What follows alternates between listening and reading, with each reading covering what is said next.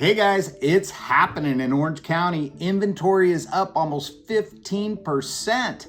Let's talk about it. This is Dean Odell with 7 Gables Real Estate and the Odell Group, and it is time to dig into the Orange County data.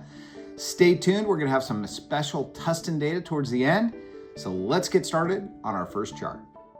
Looking at our first chart here, good news. Look at that purple line, you guys. 2024 listings. It is continuing to go up. It is not flattening out like we saw last year in the blue line in 2023, or God forbid in the 2021 year on the red line when it actually started going down. We want that inventory to go up, up, up. Look at 2022. We're not at that kind of angle yet, but we are headed in the right direction. Today we have 2,470 homes. Last year at this time, we only had 2,139. So we are up over 300 homes, and that is wonderful news. So, but look at that last line where we were. 3-year average prior to 2020, 6,225. So as exciting as this news is, we're not out of the woods yet on this inventory problem. So let's go look historically what we've seen. This next slide shows the difference from 2017 to 2019,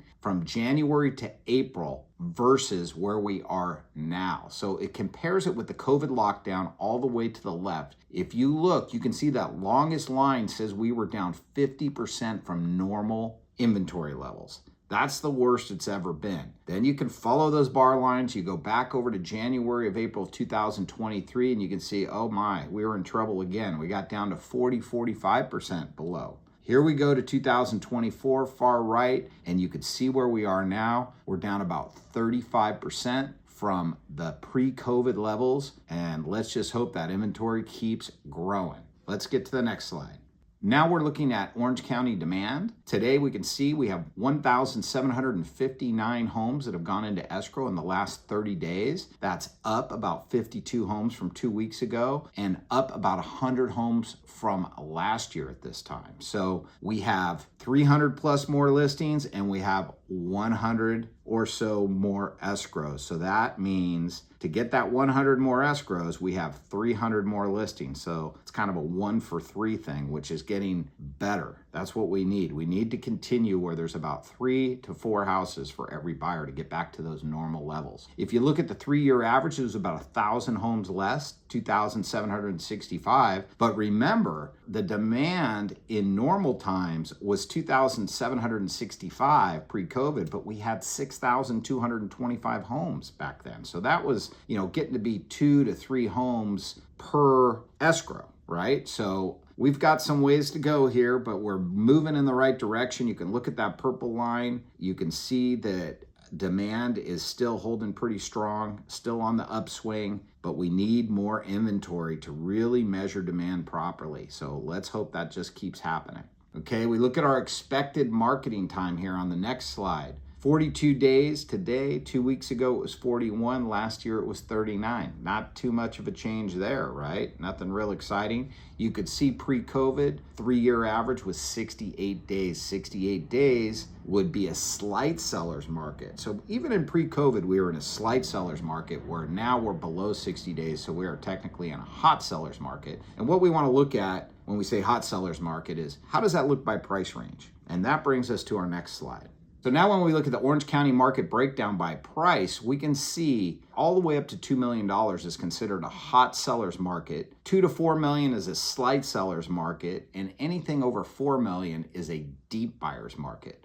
What I found a little interesting about this particular slide is that if the marketing time was up in the $0 to $1 million range from last year, it actually went up. So you can almost surmise that that must be due to interest rates going higher. So we're going to keep an eye on that and see what happens there. Now the $1 million to $2 million range, you could see, is still a little bit faster than last year. So that probably has to do with the fact that a lot of people in that price range are rolling equity from other sales. They're not just 100% dependent on a low down payment and a big loan, right? So like the $0 to $1 million range is. So maybe a little less dependent on interest rates. 2 to 4 million, you could see it is still much faster than last year, almost 2 weeks faster. And then $4 to $6 million, that is where you really get to see what a buyer's market looks like. When you look at that inventory versus the demand, you could see $4 to $6 million. There's almost 4 homes for every buyer, and 6 million and over, there's almost 10 homes for every buyer.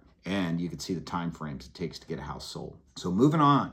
Now we're going to show you the Tustin data, which you're only going to find here on this YouTube channel. If you call us, we can do this with any city, any area. Tustin is not the only area we sell, but this is where our office is, and we tend to do about half of our business here. So we're going over Tustin data today. So let's look at 92705, 92780, and 92782, the 3 zip codes that encompass the Tustin area. What you're going to see there is quite a difference in between the different zip codes, but you're going to notice that there's a pattern here. For sale, homes for sale are up this year, just like they are in Orange County. Same thing in Tustin. Looking at the new listings, look at how much they're up in the 92705 zip code. 33 homes versus 19 last year at this time. Almost 74% up. 92780, look how much they're up. Almost 67%. Oddly enough, 92782 zip code, same. So that's kind of interesting, right? You look at the solds. Solds are only up 4.2% in 92705. They're up 35% in 92780, which is a lesser expensive zip code than 92705. And you can see at 92782, they're about the same. So we're starting to see the higher price ranges, you know, especially when you get into average sales prices. Take the average sales price of the 92705 zip code right now, it's at 2.44 million. So even though people might be rolling some equity there, they still probably need a pretty large loan amount, and the higher interest rate is going to work against you there, right?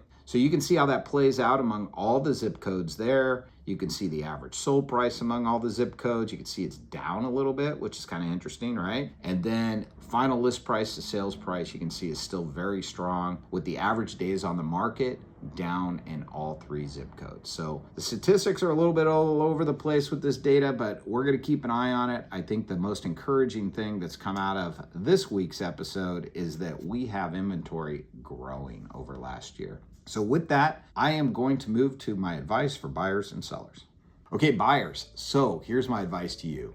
As always, as I've been saying for a long time, do not get FOMO, right? No fear of missing out. Don't buy a house and just regret it. I mean, we just had a buyer that we talked to, we were following up with, they were out in the marketplace, and they were all over the place, and they just went into an open house and decided that they were going to try and buy this house. And then when we found out what house they bought, we were kind of surprised, like, wow, you know?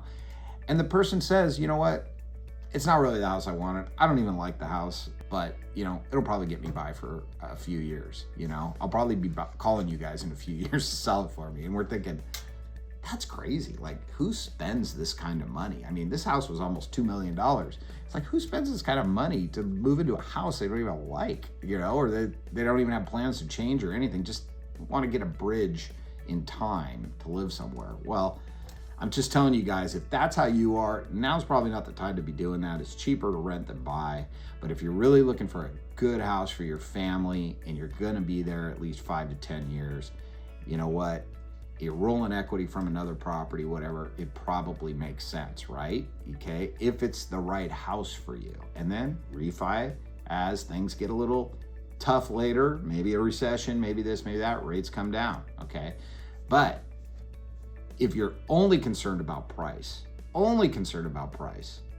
be careful. That's all I'm telling you, because we're starting to see some changes here. We got inventory building. We still got a long way to go. I'm not negative, but I'm just telling you to be cautious, all right? Sellers, okay, you heard the advice I just gave to buyers, but it is still a good market for you to sell it. The numbers are all in your favor. It's just what we're seeing people do is we're seeing some crazy prices come out. And we just saw one house that, you know, went off the market, came on with another agent, and, you know, they had to lower it like 12% or something like that, right? So we're seeing stuff like that, which is just a waste of time, a waste of effort, everything else. Get somebody in there that really understands your market, understands the area, understands how to price, understands how to get your house ready, making it look good, marketing it right to get you the most money, and talk about a pricing plan that makes sense, that's going to get your house sold, not make it stale on the market, not get you less in the end, because that's what happens when you overprice. So let's get together and talk about that. Give us a call so we can help you. We can help get you the most money. We've been doing this a long time. Here's our number. It's right up on the screen. Give us a call now and let us help you. Otherwise, make sure you like, subscribe. This will show up in your mailbox every 2 weeks, and we're going to keep our eye on this inventory and see if it keeps climbing. Hopefully, we're going to get back to some normal levels. All right? So we'll see you on the next episode. Thanks.